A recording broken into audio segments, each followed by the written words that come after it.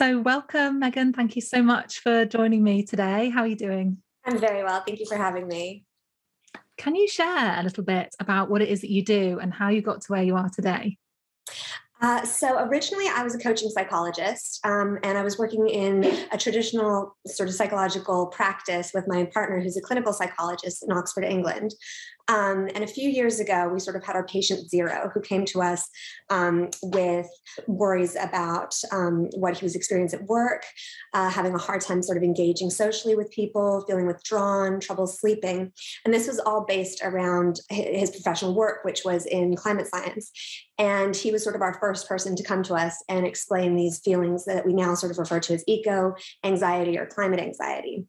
And around the same time, my children were in eco groups and we were starting to join kind of community activities. And I noticed that a lot of the parents were really holding a lot of anxiety and worry about what to do about the planet and also how to talk to their children about it. And we saw that there was this real need for psychological support, but there wasn't really a model in place for how to kind of put this into practice. It wasn't sort of the typical things that we see in regular anxiety. So we started to develop more within how we could support the mental sort of impacts of climate change, but also promoting sustainable action. We do workshops. We have therapeutic programs, sort of one-on-one individuals, coaching individually and also for groups. And we also do a lot of nonprofit work and work within government organizations, corporations, and nonprofits. Yeah, it sounds like it's such a needed area. And it's something that it seems like wasn't really a thing up until a few years ago. It wasn't kind of mainstream. It's like eco-anxiety has gone much more mainstream, unfortunately, recently, or maybe fortunately, maybe there, we'll talk about maybe there's a good side to it. And especially I imagine since, I don't know, COP26, since the fires in Australia, all those big things in the news that are causing us to realize more and more that, something's really not right. And yeah, it's such an important area to talk about. And I was kind of curious. Well, I suppose I wanted to share that I've experienced eco-anxiety myself. It was when the fires were happening. I think it was summer 2019. And suddenly there was all this stuff in the news about fires in the Amazon and how, fires had been burning for weeks and no one was talking about it. And suddenly it was all over the news and lots of Indigenous people were, speaking up in the news about what was going on. And I remember at that time I read this paper, which I know you do mention in your book, Deep Adaptation, I think it's called. And I had a sleepless night, which very rarely happens to me. Even though I've had anxiety, I've never had sleepless nights because of anxiety. I've been lucky in that way, but I literally had a sleepless night that night after reading this paper and worrying about the climate. Can you talk a bit about what the signs of climate anxiety are and how common it is? Is it something that is just affecting climate scientists, or is it much more common than that? Yeah, so amongst 1.2 million responses from 50 worldwide countries, they sort of recognize that the global emergency is really here. So there's a real growing global awareness of the climate emergency. And I think you were right to point out, Gerst magazine sort of said that 2019 was the year that the word eco-anxiety sort of hit pop culture. You started seeing it in music, in movies, I think even Big Little Lies, for example, which was quite a popular American show. There was a whole episode on the children experiencing this eco-anxiety, and that real growing awareness comes with both the fear of anxiety or the fear of climate change, but also we're seeing that with the fear, there's a lot of motivation to do something about it. So this is quite a positive aspect of it. Right. Yeah. Yeah. I suppose fear can be motivating, can't it? Worries can get us off our backsides and get us changing things. Hopefully it's not for so crippling that we can't take any action. Obviously, we don't want to be so bad that we just can't move forwards or can't even think about it. But yeah, a little bit of worry can be quite helpful.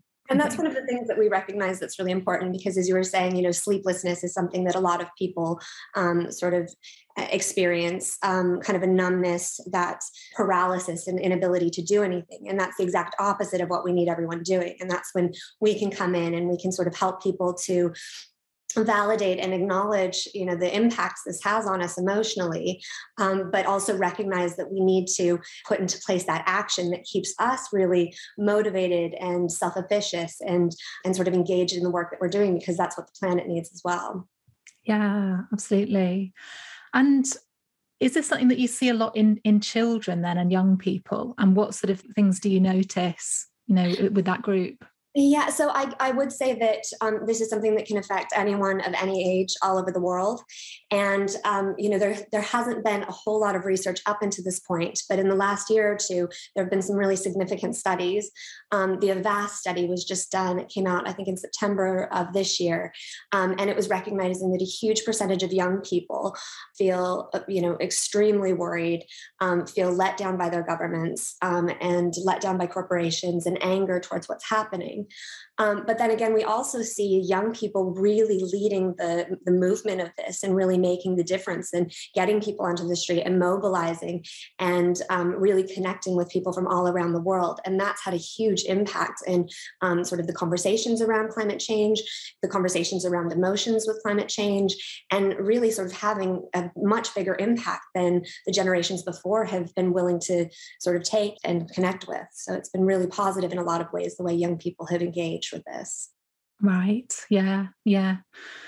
Yeah. And I copied and pasted something from your book. So a recent British survey, this is by Triodos Bank, suggested that young people were most affected across the age ranges.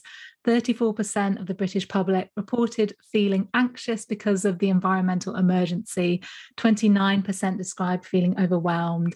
And this figure rose to 40% amongst younger people, so the 16 to 24-year-olds. So 40% is a huge number of people to be feeling anxious about this. Certainly. And there was the Washington Post Kaiser Foundation poll that was done in 2019. And again, they reported that 57% of people felt afraid, 52% felt angry, 43% felt helpless. But again, 54% expressed feeling motivated and like they were really ready to engage with this. So people that have experienced climate anxiety are more likely to engage in climate action. And that's something that we really want to focus on, is really helpful in this situation. We always say that it's anxiety to action, but we've sort of recently realized that what it needs to be is climate anxiety to sustainable climate action, because we want people that are highly engaged, highly emotionally engaged, really taking that self-care and acknowledging how this really impacts them mentally in order to support themselves so they can sustain that long-term action. And that's really something that has developed into being important. Again, young activists are really good at this. They start with self-care. They're really connected to their peers. So they've really set a good example of how we can all engage. That's good to hear. That's good to hear. How is climate anxiety different from other types of anxiety? Because a lot of the work that I do with people, helping them with anxiety is about, reframing their thoughts or, helping them to feel safe and not necessarily telling them that it's going to be okay, but there is an aspect of that, your thoughts are not real, the worst case scenario is probably not going to happen. How is climate anxiety different? Because I suppose it is a real threat in this case. It's not just in our heads. I think this goes back to sort of how we originally started engaging with it, because it's not something that sort of like with health anxiety, for example, we could potentially challenge, or we could look at sort of the thoughts based around that anxiety, or anxiety over spiders or anxiety over clowns or whatever. It's like, actually, when we're looking at this, this isn't like, don't be afraid of the monster under your bed. There's something that's the biggest threat to humanity that we've faced. And so in the sense, it is kind of a unique stressor because there's also a global understanding of it. There's a global awareness of it. The threat is absolutely real, how you've said. Another issue with this is the status is always kind of changing. So it's really hard to understand how anxious we should feel about this or shouldn't feel about this at any given moment, because there's such an onslaught of information. And the way that it's communicated in the past has often been doom, gloom, a faraway problem. We say that the climate crisis kind of has an image problem because it makes it really hard for us to engage without either feeling deeply anxious or just having to kind of put it out of our minds. And so understanding kind of that balance of helpful anxiety, where it's helped to motivate us, where it's helped us to identify our values and our goals, that's where we can kind of lean into this anxiety in a way that sort of health anxiety would be, we would approach that in a different way. And again, that's really connecting to sort of what's going to help sustain that action. Because with health anxiety, for example, it wouldn't necessarily be so much about taking action. It would be about readdressing, those thoughts and thinking traps and things like that. Whereas this, it's really important to kind of accept and validate the emotions that come with this. Yeah. And I know you talk about in the book how important it is to recognize, name, and normalize the emotions that people are feeling. Yeah. Can you talk about that a bit? What do you mean by that? Certainly. So, it was interesting how you sort of mentioned that this has kind of come into the pop culture lexicon recently. But this is something that people from all over the world have been experiencing for a long time. And it's really important to recognize that those are sort of the people in MAPA areas, most affected people in areas traditionally kind of referred to as the global South, but Indigenous communities who have seen loss of livelihood, loss of environments, loss of species. So this is something that this is kind of new on sort of our global North barometer, but it's something that's been here for a long time. Glenn Albrecht was an Australian psychologist and sort of identified different sort of eco-emotions. And this was recently sort of shifted in a really great way by Isaias Hernandez, who's an activist and environmental educator. And he goes under the handle Queer Brown Vegan, and he sort of distills climate information in really helpful ways. And he took Albrecht's sort of scale and identified some of the different things that we can experience. And it's anything from eco-rage, which is like anger towards systems in charge. And so something that we really notice a lot is there's a real underlying anger for people, and specifically in younger people, they experience that real sort of disempowerment and disappointment in the governments and systems that should be in charge. Eco-grieving, and grief is something that is for people that are sort of deeply aware of what's happening, has been a process that we've worked through a lot, in the sense of there isn't really a great space for people to talk about eco-grief, because for some people, if it's sort of a direct threat, if you've immediately lost a loved one due to a flood or a fire, that grieving is sort of normalized and okay. But actually grieving species, grieving ecosystems, grieving sort of the future of what you'd hoped for is something that I think we do need to normalize more and talk about more.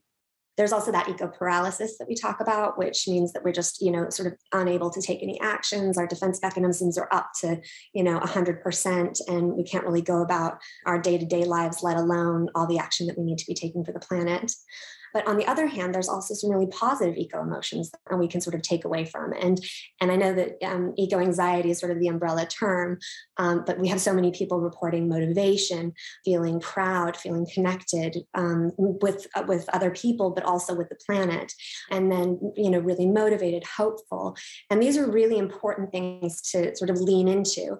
And that really helps to manage that anxiety. And this is the way that we can sort of move away from that traditional, how we challenge anxiety. We can sort of build those shifts in what if we moved this fear and anger towards love and connection. And that's a really helpful way of kind of overcoming that anxiety. Yeah. And so, so taking action is a really important part of it, basically. And what does that look like if someone's listening and they're thinking, I'm feeling anxious, I've been ruminating over different things, but I haven't got to that stage where I'm actually taking action. Are there certain things that you would recommend someone to do? I think the first action that we can take is that self-care.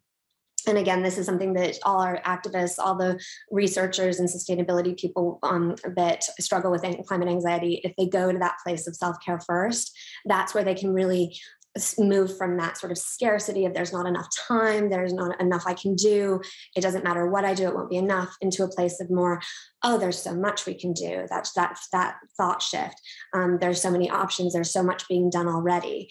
And again, if we start with that self-care place, so that's connecting with others, joining community groups that reflect your values and your interests in environmental protection. That's such a good way of taking that pressure off of feeling like it's all on us to fix alone, because it's absolutely not. Again, noticing that scarcity versus abundance, taking breaks from climate work. So sometimes it's actually taking a break before you even start and getting kind of a hold on, well, what's important? Where are my values? What do I care about? Is it a specific species? Is it about more equality? And that can kind of help us to form our goals and help us kind of make plans for what actions we want to take. So interacting with nature is a great way to sort of restore that balance and reconnect. As coaches, we love maintaining schedules. So that's something that's really helpful in helping people set meaningful goals and meaningful actions. So starting with small things, I think there's a great quote that says, people don't, I think it's Anne-Marie Bonneau, who's the zero waste chef. She says, people don't stop using plastic straws and there. It sort of is like a gateway to all the more climate work that you can do. So it's sort of building in that self-efficacy of starting small with doable actions, and then noticing them, celebrating them, and expanding on them from there and there. And it does have kind of the snowball effect, and people really end up enjoying and loving and being prolific in their climate action because of that. Yeah, that makes a lot of sense. Yeah. And I can see how it becomes something that snowballs once you start getting into learning about this, or learning about how to reduce waste or reduce your plastic. There's something inside that makes you want to do more of it. Well, one thing I notice myself is like kind of a guilt or beating myself up about things, because it's a silly example, but like I should be making hummus myself rather than buying hummus in a plastic container. I'm aware, it would be better if I wasn't using so many plastic containers and buying them from the shops and putting them in the recycling. But it's like I haven't quite made that effort to actually do that. And that might be because of time, that might be because of, I don't know, certain limitations. And certainly I'm in a position where I'm a lot more privileged than a lot of people, whereby I can afford to buy things from plastic-free shops, which can sometimes be more expensive. What would you suggest for people who've kind of got guilt? Maybe they haven't, I don't know what it is. I need maybe more motivation to make more of an effort, or, is beating yourself up helpful? What sort of advice do you have for people like me struggling with this? Well, I'd never say beating yourself up is helpful. But I would say, what does that guilt reveal about a value that's not sort of matching up with your green identity? So perhaps you're feeling like, oh, I really should be doing this and I want to be doing that, but what's that little behavioral nudge that's going to get you to that place? And so for each person, it's going to be different. So actually for you, it might be, hummus is let's go with hummus as an example. But it might be, oh, I want to try some new hummus recipes. So actually looking at some really delicious new recipes that you want to try, and actually gaining that motivation of, oh, I don't want to just buy the same one that I always get in the shop over and over again. I want to experiment. I want to play around with it, make it a bit more fun, have a hummus party, get get friends involved, show them, oh, actually I'm doing this to cut down on waste, but also isn't this delicious? Because suddenly you're nudging other people, you're building that identity, not just towards yourself, but around other people. And you can do this with anything. Hummus is an example, but it could be, we're biking to school. Do you guys want to come with us? And we can pick you up on the way. And suddenly you've got the whole neighborhood biking along rather than taking cars.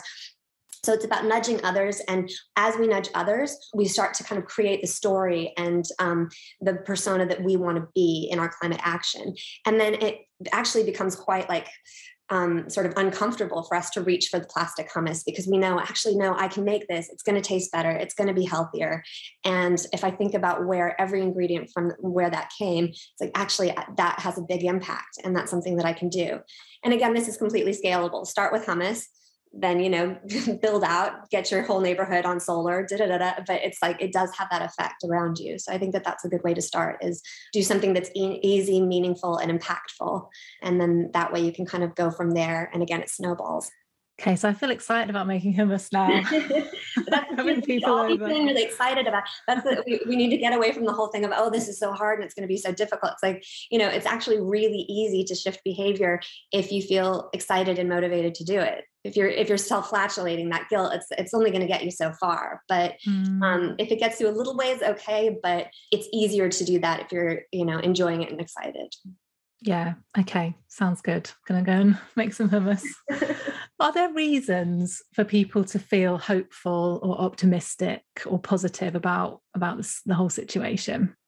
Oh, I think absolutely. I think that's how, I think that that's really going to be the change in this, is because I just look around and I see so many people doing so many amazing things. I talked to a young activist, and she said that she has a friend on every continent, lots of friends on every continent, working against climate change and working to reverse systems of injustice. And there's just, everywhere she looks, there are more and more grassroots people popping up and communities popping up. And I look around sort of just in our local community, and even in our building, we've started to recycle, we started to compost, and other people are doing it too. It's like, actually, there's so much in terms of individual motivation, but also technology that's really there. We say we have the technology to save us, but not without the stories that engage us. What we need to start building these stories of hope and community and enthusiasm and motivation and energy that's really positive for people, because that's what's going to make the shift from, oh gosh, that's too scary, too hard to deal with, too much, to that abundance zone of, this is so great, look what everyone's doing, look how involved we all are. And that does come down to individuals and communities, but also it really gives us that sense of, there's this huge force that's pushing all of those bigger systems above the political systems and the economic systems. It's like, actually, if you've got that huge pull from underneath, that's where you can actually get those systems to affect change. And I think that gives me a lot of hope, all the people that are doing everything. Good. I'm glad it's not all doom and gloom. Yeah, I like that. Can you repeat that phrase again about, what did he say about the stories that engage us? Can you say that again? So we say we have the technology that can save us, but not without the stories that engage us. So this is another really important aspect of climate emotions, but also climate work, is talking about it, talking about how it makes us feel and normalizing it. And then talking about what we want to do about it, how we're going to do it, who we can get to connect with us, who we can get alongside us doing it together. It's really part of this shift that needs to happen in narrative that, keeps us in that paralysis zone and moves us into that sustainable action zone. And I was curious as well, on a kind of personal level, what's it like for you doing this work? Because I can imagine, I suppose as a coach or therapist, sometimes you do get affected by the people that one works with. I think I don't want to speak for everyone, but I know it's hard not to, as a human, to get affected by things if you're hearing a lot of people's worries. Have you experienced eco-anxiety? What's it like for you to sort of really be involved in this area? Yeah, thank you. It's a good question.